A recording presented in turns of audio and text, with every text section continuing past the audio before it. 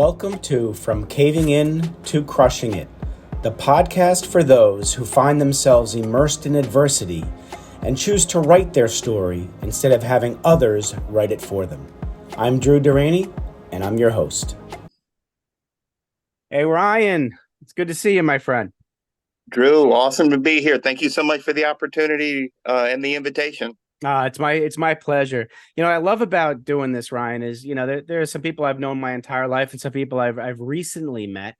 And it's always a great feeling that when you meet somebody for the first time. Now, granted, we have to thank Oscar Capel for the introduction. I always like to thank the person. So Oscar knew there was a reason why we had to meet, and we realized what that reason was on our last call. Absolutely. And I wanted you on because I have men and women on this show who have gone through some heavy stuff in life, and they made a decision not to retreat. They made a decision to move forward and become stronger people because of the adversity and how they handled it.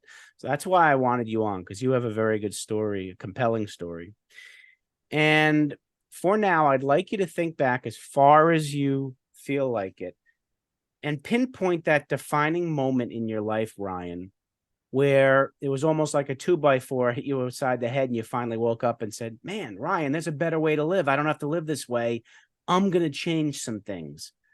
And whatever that decision was has molded you to who you are now.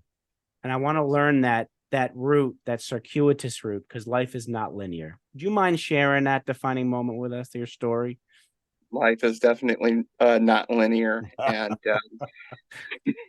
I think the biggest lie that people tell us is time is a flat circle. No, it's not. Come on. It's like it's like, and I'll get to your question, but it's like when you're trying to figure out if a pen is dried up and you're like making the squiggly marks on the paper, trying to get the ink to flow again. That's a lot more metaphorical about what life actually is. Very true. All right. So, but to answer your question, I do need to give a little bit of context here. Um, my parents were complicated people. I grew up, they were plenty, there was always love. There was always, there was always the necessities, food, clothing, shelter, all that stuff. But my parents were both addicts. My mom was an alcoholic and my dad was an alcoholic, as well as some heavier stuff. And as your audience probably understands, when it comes to families of addiction, it's never just the addict that's in active recovery that gets affected. True. And there was also some estrangements and some traumas and stuff that went on in my family when I was a younger child. But I want to focus on a specific moment, maybe a month or two after my father passed away, which this was in December of 2014. Okay. He was eaten up with cancer and had some infections and stuff like that. I mean, it was his time to go. Right. But he was only 63. Oh my goodness. Okay. Yeah. My mom was 59 when she passed away. Oh, but geez, Ryan. there's one moment when my dad passed, a few months after my dad passed away, that just hit me like a ton of bricks. My dad was a musician. And a musician coming of age in the 70s, you can probably see where a lot of his addictions started to take hold. Sure. Absolutely. But he could play anything with the keyboard. The Hammond organ was his instrument, his weapon of choice, so to speak. Right. And after my mom passed away in 2009, Dad started getting the bug again. He had stopped playing for so long. He was a businessman, fell into some depression, but he started getting the bug again. Right. And one of his dream instruments was a Fender Rhodes piano. Okay. Now, if your audience is not familiar with that particular instrument, if you've ever heard the Beatles Get Back, Okay. there's a keyboard break played by the late Billy Preston in the middle of that song that was played on a Rhodes piano. Okay. You know, guys like Stevie Wonder, Donald Fagen from Steely Dan, you know, Larry Dunn from Earth, Wind and Fire, just a lot of the big musicians of the 70s. You know, that was their instrument. Right. And Dad managed to find one. Wow. And had started, you know, he started playing a little bit, but as he started to get sick, as his depression started to get worse, the dust just started piling up on this thing. Uh-oh. And I remember coming over to his place, maybe, you know, it's been like maybe 3 or 4 months after he passed away. Right. And, you know, it was late at night, you know, maybe around 10, 11 o'clock, something like that. Just taking care of some things. I lived maybe 5 minutes from his old house. Sure, sure. And I just started looking at that piano. And there was a little amp, you know, amplifier. And I don't play. Mm-hmm. I do know music pretty well. I'm definitely a connoisseur, but Right. I don't play. Okay. And I plugged in the piano and I found like one of those Swiffer dusting cloths. Yeah. Yeah. And I cleaned it up. Okay. And I started plinking out a few notes. Oh boy. And it sounded just, you know, it sounded like music was always going on in our houses. I'm sure you can imagine. Yes, absolutely. But it sounded like, you know, this was Donald Fagen. This was Stevie Wonder. This was what was kind of the soundtrack of my home growing up. Right. And I don't know if it was a conscious decision in that moment, but reflecting on it several years later, I think it has become, I think it was conscious. I just didn't know it at the time. Right. But I think the moment as I'm sitting in that piano, like, I can't keep sheltering my voice anymore. I can't let my own mental health journey, I can't let my own traumas and whatnot define me and keep me from using my voice. Absolutely. And every time I think about my story and my own traumas and my own journey, I flash back to that piano every time. And that, I think, was the moment when I just realized I can't keep doing this anymore. Wow. And then I got into therapy and life coaching, and, you know, several years later, here I am on your podcast. Wow. It is amazing how a moment like that, because when you went to go to your dad's home to do what you needed to do, you probably weren't thinking about what was supposed to happen. You know, we always think about what was supposed to happen. Nothing is supposed to happen. Things happen because they happen, and we either embrace them or we resist them.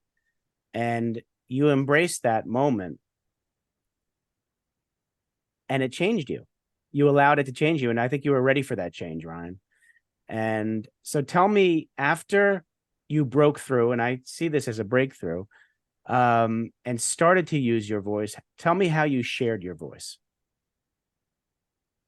How I shared my voice in the beginning was through my books. Okay. Now, at this time, I may have, I actually do have a copy of it. At this time, I was working on my first book. And it's called Written in the Stone. Written in the Stone. Okay. Yeah, Written in the Stone. The cover is totally different than what you would find on Amazon right now. But okay. But when I was when I was working on that book, like, how do I want to say this? Like when I was in process Mhm. on writing that book, consciously, I knew I was writing it to kind of heal some stuff Sure. after my mom passed away. Mhm. But I did not know the extent of how sick my dad was. Okay. God, how many times did I want to quit? Even though this was something that I had wanted to do since I was 10 years old, Oh boy. was to Right. write and publish a book. Sure. I've written and published several more since then, Right. but um, that to answer your question, Drew, I think how I've started using my voice was Okay. telling my story about who I am, what I've gone through, and what I've overcome. Mhm. Now, yes, Written in the Stone is a work of fiction. Let's Okay. not get that twisted. Got it. Um, but the best fiction is always based off real life. Yes. And True. there's a lot of myself, a lot of my real life story in that book. Okay. And as I grew and expanded in my story, um, I started, I created a podcast. I became a certified coach, but that was kind of the germ of it, was to just tell my story, share my story, and do it through my books, do it through my story is Sure. how I started using my voice. Now, by sharing your story in written form, did you find you found yourself healing from within as Totally. opposed to healing from outside, from the outside, correct? Yeah, absolutely. Yeah. So many of us think that we heal from the outside and we don't. We heal from within, and you allowed yourself to do so. So after you completed that book, did dad get a chance to read it? Unfortunately, no. No. Um, this book, Written in the Stone, came out the following July, Okay. July of 2015. Um, there was a I hate to even share this, but the first draft of that manuscript sitting on his desk when he passed away. Oh, I don't think he ever read oh, Ryan. Okay. All right. Well, sure he knows about it now, it. Yeah. right? He's read it now and he's proud of you. Um, so tell me, after that book was out and you started sharing your voice, um, tell me how it started to multiply and you started to do it more, and where you are now, and how that moment of sitting at that piano, is that piano still around? We don't own it anymore, Okay. but yes, the piano is still around. My family doesn't own it anymore, but yeah, Okay. no, the But at piano is least definitely still around. somebody's enjoying it right now. After Yeah. that moment, where is it taking you now? Tell us what you're doing now and what's transpired since the book Written in the Stone has come out. Well, there's kind of two paths on this. The first path is that um, this was during 2014, even before my dad got sick, even as sick as I really understood. Um, he, he, um, I had started working with a life coach at that time, Right.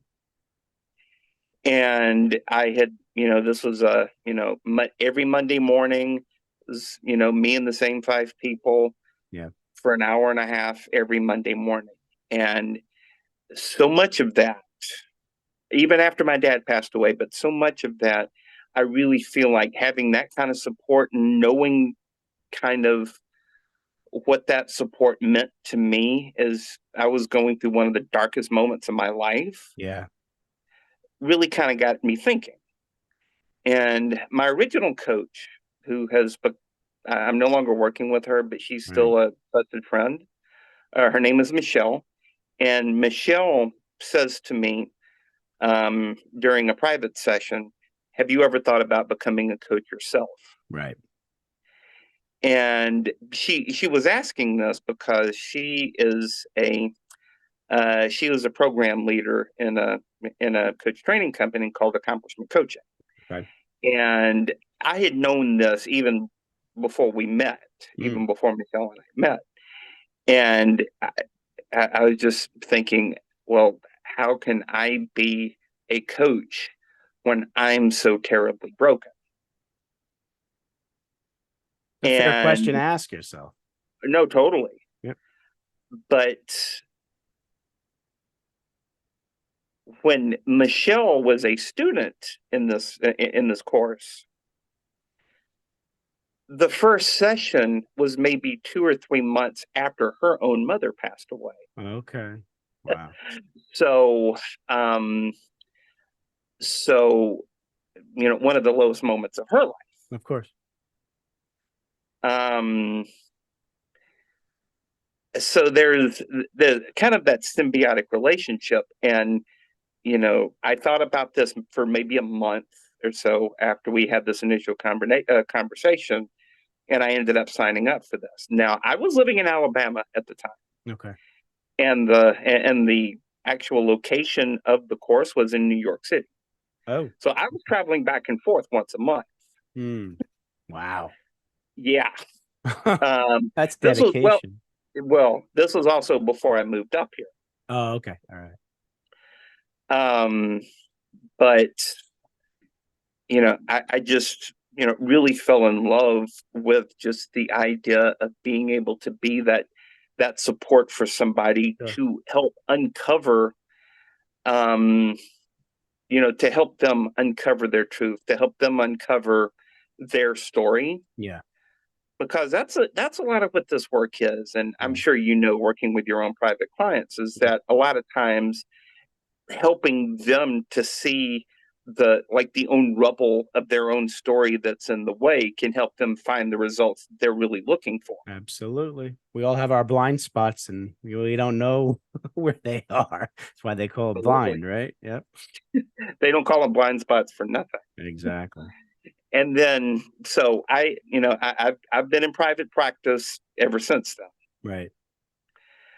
Um, Now, flashing forward a few years, um, I met this woman named Elizabeth, Mm-hmm. who she and I have never met in person. Right. Our entire relationship has been on Zoom, but she um, she is also a graduate of this program Okay. and has been publishing books for several years. She has a Right. self-publishing business as well. Sure. And I appeared in a collaborative book that she led called The Great Pause. Now, The Great Pause was a collection of stories. This was published around this time in September, Okay. like late September in 2020. Okay. Wow. And it was stories of what we've had to do to overcome adversity through the pandemic. Sure. That shall go unnamed. But um, but like I said, I contributed a chapter to this book, Mm-hmm. and we've through subsequent conversations, she sort of led me to kind of realize I really have a passion for helping people tell their story, helping people Okay. tell their um, find their voice and Right. tell their story.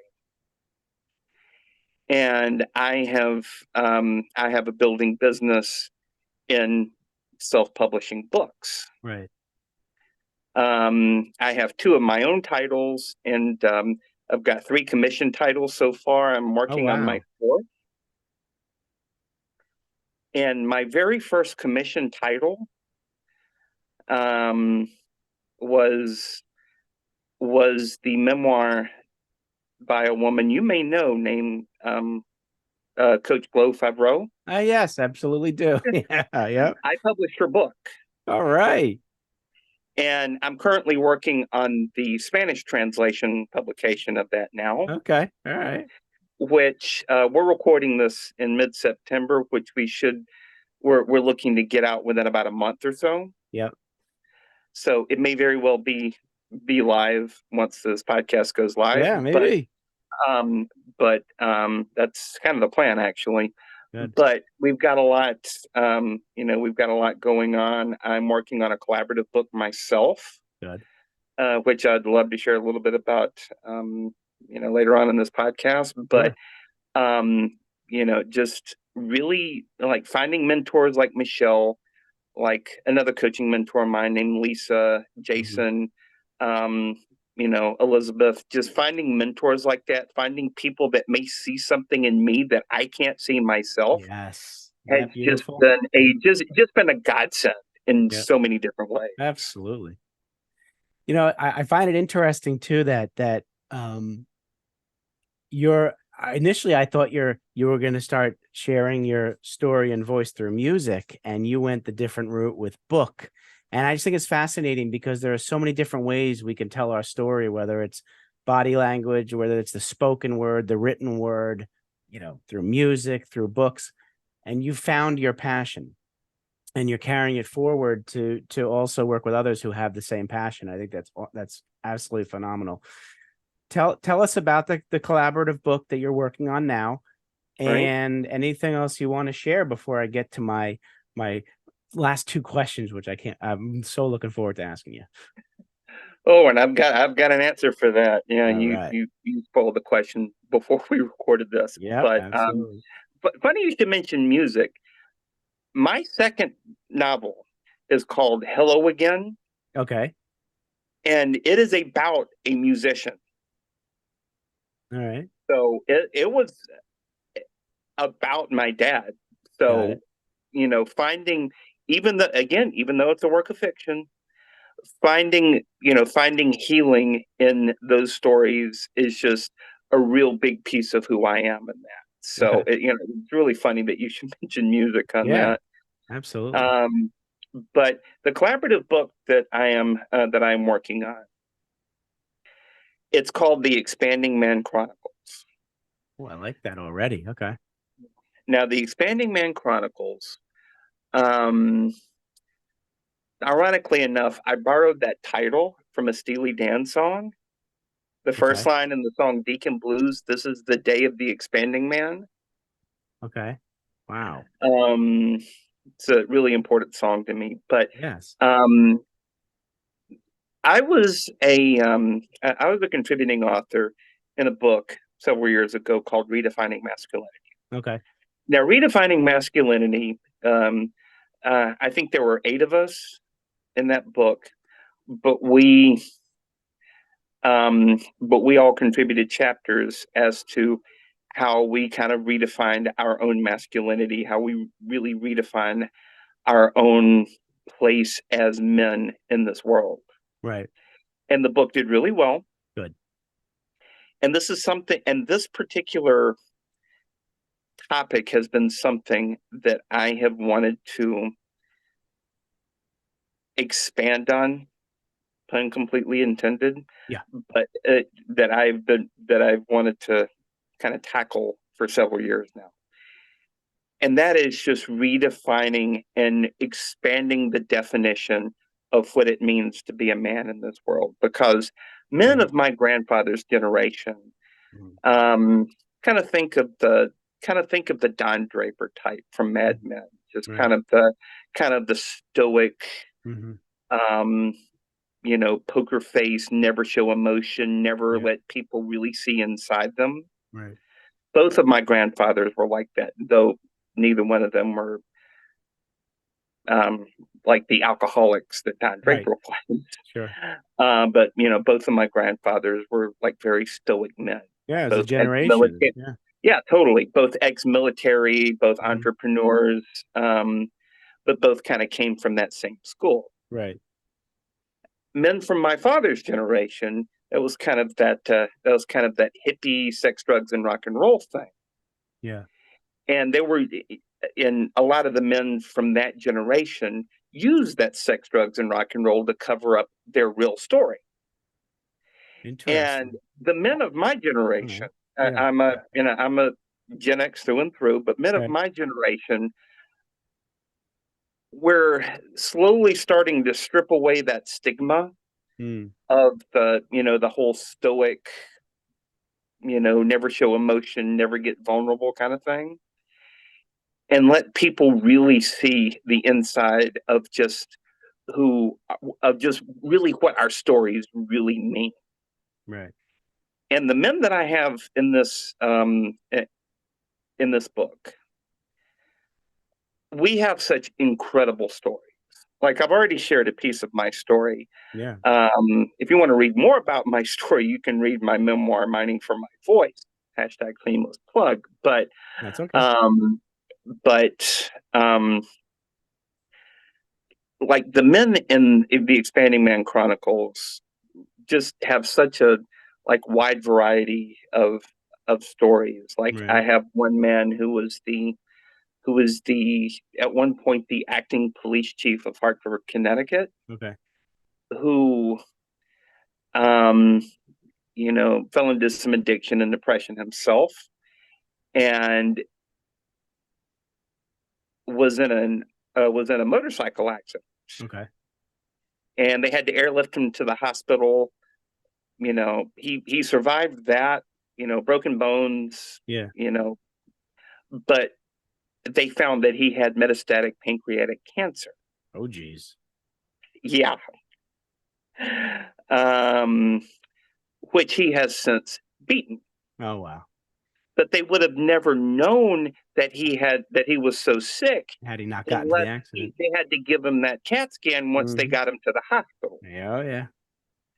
And I have another contributing author who is originally from Brazil. Hmm. He has a successful real estate consulting business in New York City. Right. But he moved to Brazil. He moved to the United States when he was a teenager, Okay.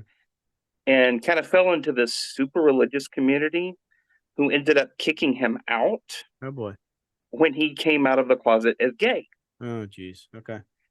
And his story is all about the mentors that really helped him become a man, so to speak. Yeah. Writing a resume, how to fill out a job application, how to tie a tie, Yeah. that kind of thing. Sure. Just incredibly powerful stories of just incredibly powerful men, just really expanding our definition of just what being a man Yeah. means. Exactly. And that is set to come out before Black Friday. Okay. It's set to come out in November sometime. I'm in the editing process of that now.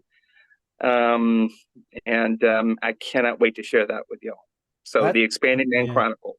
That's exciting, Ryan, and it's interesting what you're talking about, the generation of your grandparents and your grandfathers, your father, you, and I believe, and let me know what you think about this, that there's a balance that we're striving for as men, because we know that we have male and female energy and traits in us, and I think the balance between those two is where we're going to find ourselves, because we can be strong and have a lot of that stoicism piece, and we can also be compassionate and empathic and have a lot of that. And it's a matter of balancing that out, and knowing and learning and consciously being aware of when to apply which end of that to what circumstance. And I know we can do it. I think awareness is the first piece, aware that we have both inside of us, and then the knowledge of how to utilize both to our benefit. What do you think about that?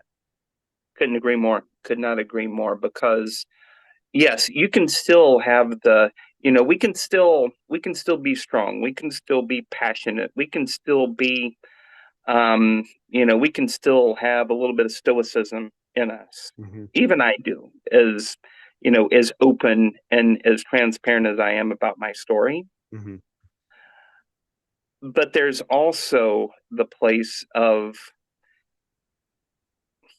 just getting down and playing with your kids, just Mhm.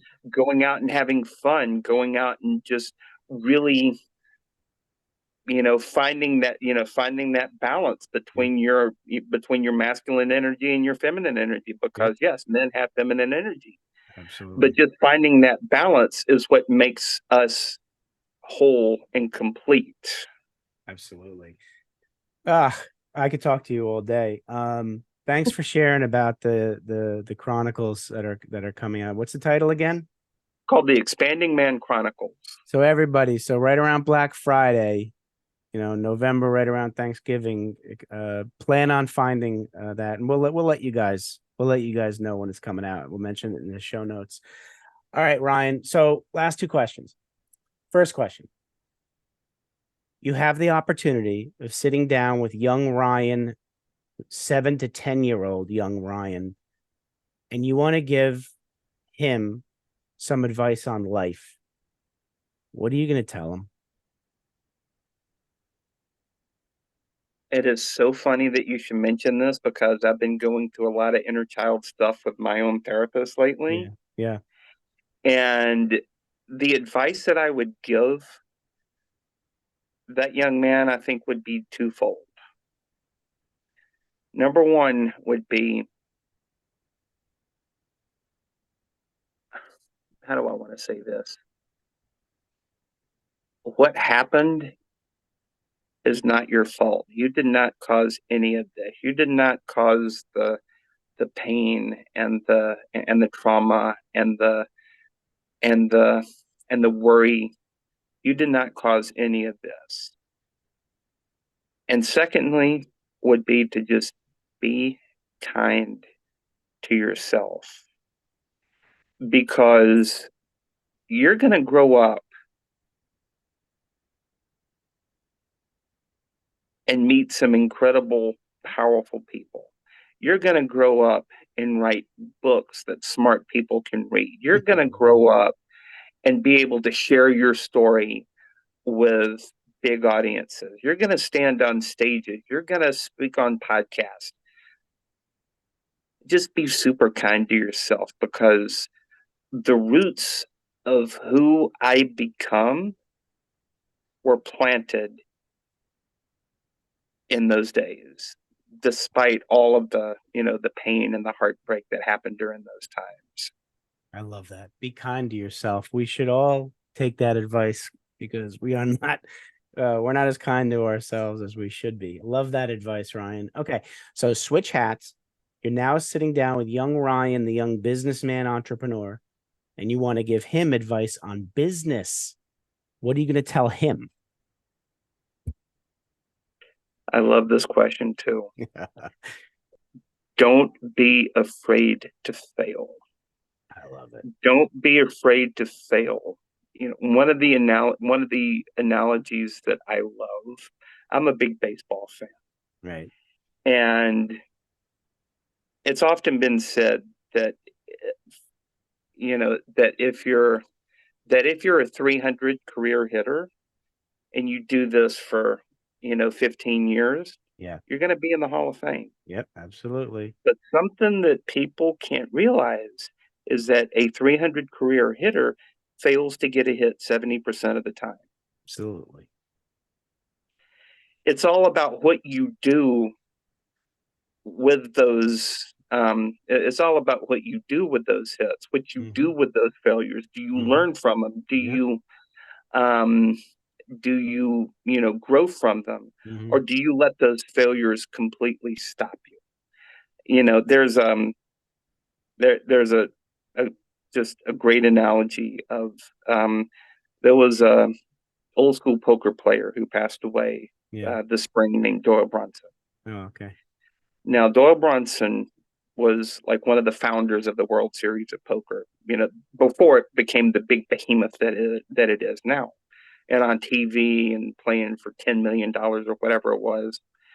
But when he first won the World Series of Poker, his winning hand was a 10 and a 2. Oh my gosh. Okay. You wouldn't think that. Now, I'm and thinking he ended up aces. making a full. He ended up making a full house out of it. Okay. But that's a garbage hand. Yeah. Yeah. This was 1976. He won it the next year with the very same hand. No. Okay. So he ended up taking just a crappy hand and making a career out of it, making a brand out of it, and winning millions of dollars. I mean, he didn't always do it with a 10 and a 2, but Yeah. making. All right. So I'm sorry. I didn't mean to cut you off. Where were you at? No worries. I was just talking about how Doyle Brunson, the old Texas poker player, ended up making just such a big life and big career for himself out of just a really crappy poker hand, that 10 and the 2. Yeah. So just the advice that I would give to that young businessman, that young entrepreneur, is just don't be afraid to fail. I love that. Well, Ryan, how can people get in touch with you? Because they're going to want to get the essence of Ryan. Absolutely. Well, again, this has been just a real thrill to speak with you here today, and I could talk about this stuff for hours. Find me on my website, which is royalheartsmedia.com. You can find my books, you can find my authors, you can find more information about the Expanding Man Chronicles. That's royalheartsmedia.com. Or I am on as I call it, the social media machine at Ryan Hall Writes on Facebook, Twitter, and Instagram, or just a good old-fashioned email at royalheartscoaching@gmail.com. Beautiful. Well, Ryan, thank you so much for coming on. I'm grateful that Oscar introduced us and that you're in my life, and we're going to continue to get to know each other better. Thank you for sharing your story and for being who you are. Keep doing what you're doing, because you're doing some great things for the community. My pleasure, Drew. Again, thank you so much for having me, Matt. Of course. Take care, everybody. Thanks so much for listening. If you enjoyed the episode, please subscribe and give us a review to help others find it. I'd like you to answer this question. Are you living the life you want to live, or are you living the life others want you to live? I'd like you to think about that for a second, because I strongly suggest you live the life you want to live. If you want to learn more about what I stand for and my services and how I'm able to help many men get out of their own way, please go to my website at www.profitcompassion.com. Feel free to also email me at drew@profitcompassion.com. I'd love to have a conversation with you. Take care of yourself and choose to write your own story instead of letting others write it for you.